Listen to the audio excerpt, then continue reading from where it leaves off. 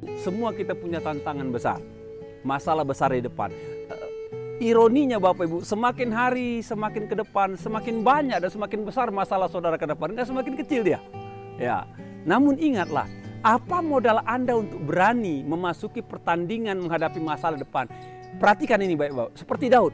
Kalau Tuhan sudah tolong saya kalahkan beruang singa, jadikan pengalaman-pengalaman pertolongan Tuhan di masa lalu Anda, modal keberanian Anda untuk hadapi masalah di depan.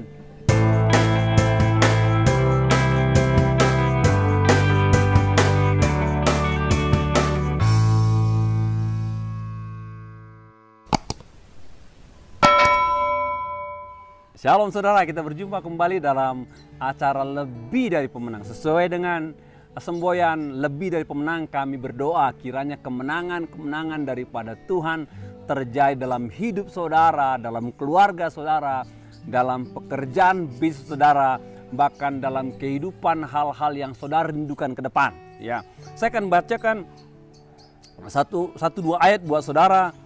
Firman Tuhan katakan, malaikat Tuhan menampakkan diri kepadanya dan berfirman kepadanya demikian, Tuhan menyertai engkau ya pahlawan gagah berani. Ayat 15 dikatakan, tetapi jawabnya kepadanya, Tuanku, dengan apakah akan kuselamatkan orang Israel? Ketahuilah kaumku adalah yang paling kecil di antara suku Manase dan aku pun seorang yang paling muda di antara kaum keluargaku. Judul renungan hari ini saya ambil dari satu kata brave heart, ya, brave heart, pemberani, ya. Salah satu pembentuk kata brave heart itu dari bahasa Latin barbarus. Barbarus itu identik dengan orang barbar.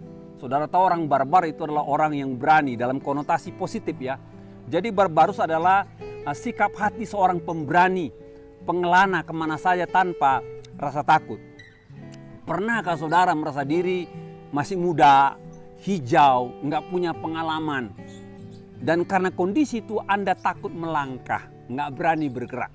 Yang kedua, pernahkah saudara merasa bahwa di depan saudara rintangannya besar, tinggi, luar biasa, perlengkapannya banyak, sementara saudara ya kecil, sumber daya tidak cukup, dan saudara berhitung nggak menang, dan saudara tidak berani masuk ke medan perang?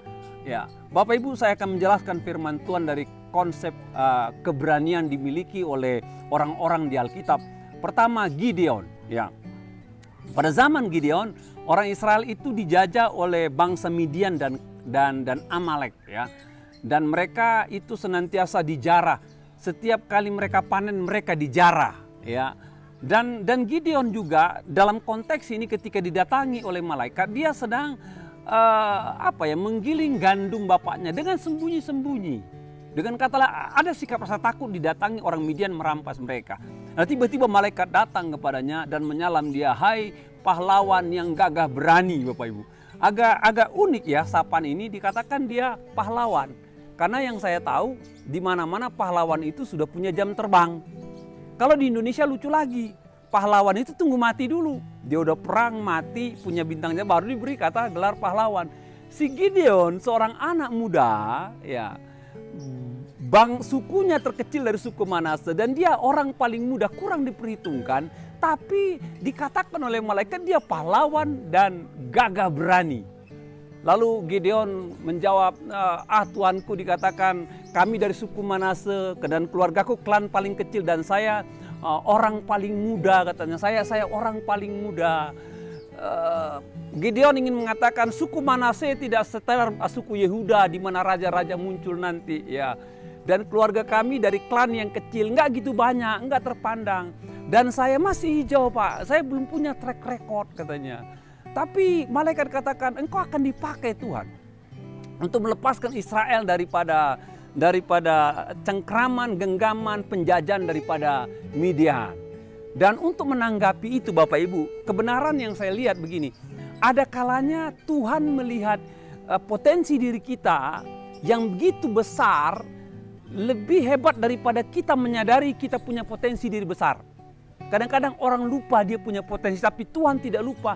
Dalam diri Anda ada potensi yang luar biasa. Dan kalau Anda mengikuti Tuhan, maka Tuhan akan mengembangkannya, memunculkannya, mengeluarkannya dan Anda menjadi pejuang dan pahlawan. Dan Gideon melangkah, puji Tuhan dia melangkah. Dia lewati boundaries masih muda, dia lewatin boundaries keluarganya kurang terpandang, dia lewatin boundaries Manase adalah suku ya tidak sehebat suku-suku yang lain Bapak Ibu ya, tidak sehebat. Dan dia melangkah dan dia minta tanda sama Tuhan. Katanya, Tuhan baik, saya akan menanggapi panggilanmu menjadi penyelamat buat bangsa saya. Namun saya butuh tanda katanya. Dan diguntingnya lah bulu Bapak Ibu, lalu dia taruh di sebuah tanah dan dia minta kalau Tuhan buat bulu ini berembun, lingkungannya kering, saya tahu itu dari Tuhan. Dia uji yang kedua, kalau boleh bulu ini kering, lingkungannya basah, itu tanda. Dan Tuhan berikan dia tanda Bapak Ibu. Dan itu membuat dia kuat dan berani untuk maju menjadi pahlawan buat bangsanya yang dijajah oleh orang Midian Bapak Ibu. Jadi saya dapatkan Bapak Ibu, Tuhan melihat potensi diri kita lebih daripada yang kita sadari, dan Tuhan mau kita melangkah. Dan kalau saudara melangkah, Anda tidak melangkah membabi buta dalam keberanian. Anda butuh petunjuk Tuhan. Anda butuh minta tanda daripada Tuhan. Dalam hidup saya, acap kali ketika bertindak melangkah, walaupun saya sudah berhitung, saya minta tanda. Tuhan tunjukkan tanda. Kalau tidak ada tanda, saya tidak akan melangkah Bapak Ibu. Saya tidak akan maju terus. Dan Tuhan senantiasa buka tanda-tanda. Dan yang saya kagumi setiap kali saya melangkah, saya baru menyadari bahwa ada potensi-potensi yang saya tidak pernah sadari kalau saya tidak kerjakan. Dan itu muncul ke permukaan. Itu cara kerja Tuhan Bapak Ibu. Jadi buat rekan-rekan muda, saudara yang minder, saudara yang merasa diri bukan siapa-siapa, punya sikap keberanian. Bukan keberanian bayi buta, karena Tuhan sudah tanamkan potensi dalam diri Anda. Masalahnya berani nggak Anda melangkah.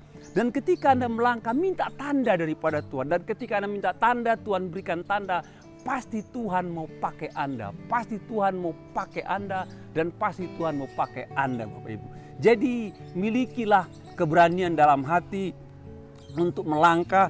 Karena Tuhan tahu ya. Tuhan yang lebih tahu mengenai potensi dalam dirimu lebih daripada yang kau sadari. Ya, saya senang dengan kata-kata dari seorang tokoh dunia bernama Nelson Mandela. Dia bilang demikian, I learned that courage was not the absence of fear, but the triumph over it. The brave man is not he who does not feel afraid, but he who conquer the fear katanya. Dia katakan, aku belajar bahwa ketakutan itu bukanlah suatu kondisi di mana keberanian itu bukanlah suatu kondisi rasa takut tidak ada katanya, tapi bagaimana engkau mengatasinya. Dan saya belajar katanya, orang-orang pemberani itu bukanlah orang-orang yang tidak punya rasa takut, tapi orang-orang yang mengalahkan rasa takut itu sendiri. Selama Anda melangkah bersama dengan Tuhan, miliki keberanian, maka Tuhan akan pakai Anda. Yang kedua Bapak Ibu, 1 Samuel 17:36-37 dikatakan, baik singa maupun beruang telah dihajar oleh hambamu ini, dan orang Filistin yang tak bersunan itu, ia akan sama seperti salah satu daripada binatang itu, karena ia telah mencemooh barisan daripada Allah yang hidup.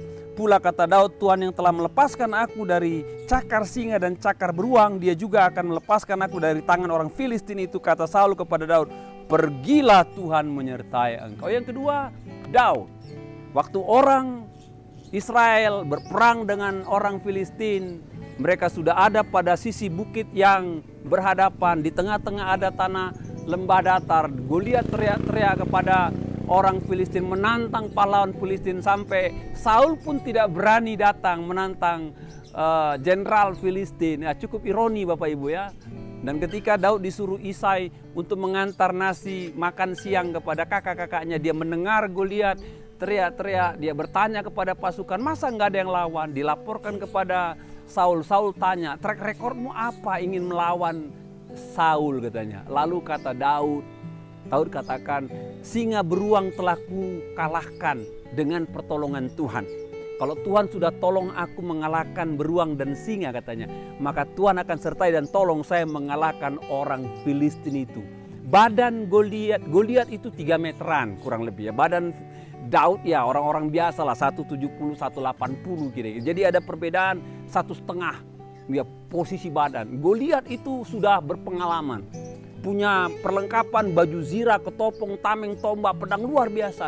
Daud cuma berbekalkan ali-ali. Tapi Alkitab katakan Daud nggak pernah takut ketika dia turun ke lapangan medan perang, si Goliat datang menghampiri, si Daud datang mengejar katanya. Dan dia mengumban batu alih-alih ke kening daripada Goliat, dan Goliat roboh dan meninggal lalu dipancung oleh Daud. Karena Daud yakin bahwa kalau kita bersama dengan Tuhan yang telah menolong kita di masa lalu, maka masalah di masa depan bisa kita hadapi asal kita punya keberanian daripada Tuhan. Bapak Ibu, semua kita punya tantangan besar, masalah besar di depan. Ironinya Bapak Ibu, semakin hari semakin ke depan, semakin banyak dan semakin besar masalah saudara ke depan, enggak semakin kecil dia. Ya, namun ingatlah, apa modal Anda untuk berani memasuki pertandingan menghadapi masalah depan? Perhatikan ini baik-baik, seperti Daud.